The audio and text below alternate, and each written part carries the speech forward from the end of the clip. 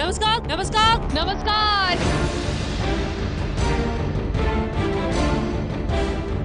ABP news संवाददाता ज्योति तनेजा भसीन ने उत्तर प्रदेश के सियासी माहौल को जानने के लिए पश्चिमी यूपी की विस्तृत रथ यात्रा की। उन्होंने अपनी रथ यात्रा के दौरान जनता से कई मुद्दों पर बात की। हर रोज हम नए शहर में थे और कोशिश थी उस शहर के उस इलाके तक पहुंचने की जहां कोई पहुंच नहीं पाता। वहां के लोगों के मुद्दों को आपके सामने रखा, वहां की जनता के मन को टटोला और साथ ही साथ वहां की राजनीति के मिजाज को भी हमने समझा और ग्राउंड रिपोर्टिंग लगातार आप तक पहुंचाते रहे। सहारनपुर, बिजनौर, अमरोहा, मुरादाबाद, गाजियाबाद, रायबरेली, इलाहाबाद और बस्ती होते हुए ज्योति ने यूपी की करीब 2000 किलोमीटर की रथ यात्रा की।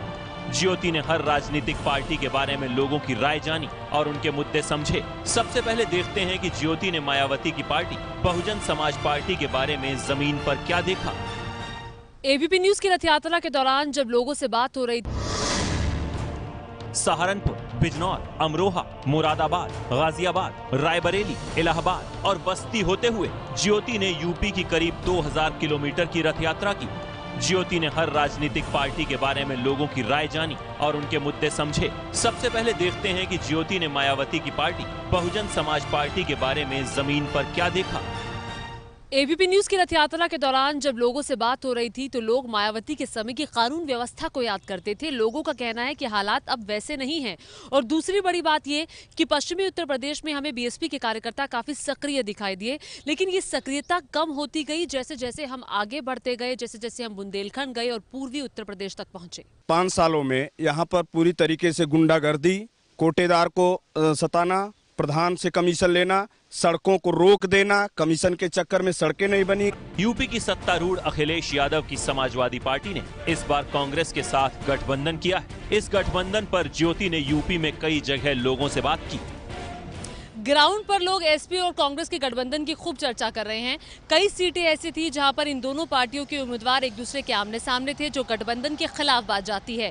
दूसरी बात यह कि जिस तरह से आंतरिक कलह को समाजवादी पार्टी में जो हुई थी उसको अखिलेश यादव ने जिस तरह से टैकल किया, उसके बाद अखिलेश यादव एक मजबूत छवि के रूप में उभरे हैं। और तीसरी बात यह कि इस गठबंधन के बाद अब कांग्रेस पार्टी राहुल गांधी की भी लोग चर्चा कर रहे हैं। अखिलेश और कांग्रेस का साथ पसंद है? बताइए। अवसरवादी मैम, अवसरवादी हैं वो। अच्छा। हमें चाहिए रायबरेली का विकास, खास और सड़कें, बिजली और नहरें। यूपी में पिछले 15 साल से सत्ता से बाहर रही बीजेपी ने इस बार जमकर चुनाव प्रचार किया है। बीजेपी के बारे में लोग क्या कह रहे हैं, इस पर भी ज्योति की नजर रही। ग्राउंड पर रिपोर्टिंग के दौरान जब लोगों से बीजेपी के बारे में बात हो रही थी तो लोगों का कहना था कि हम तो सिर्फ प्रधानमंत्री नरेंद्र मोदी के नाम पर वोट दे रहे हैं। लोग ये जानने के इच्छुक हमें दिखाई नहीं दिए कि अगर बीजेपी सत्ता में आ जाती है तो उनका मुख्यमंत्री पद का उम्मीदवार कौन होगा। सिर्फ एक चेहरा है जिसके नाम पर लोग वोट दे रहे हैं।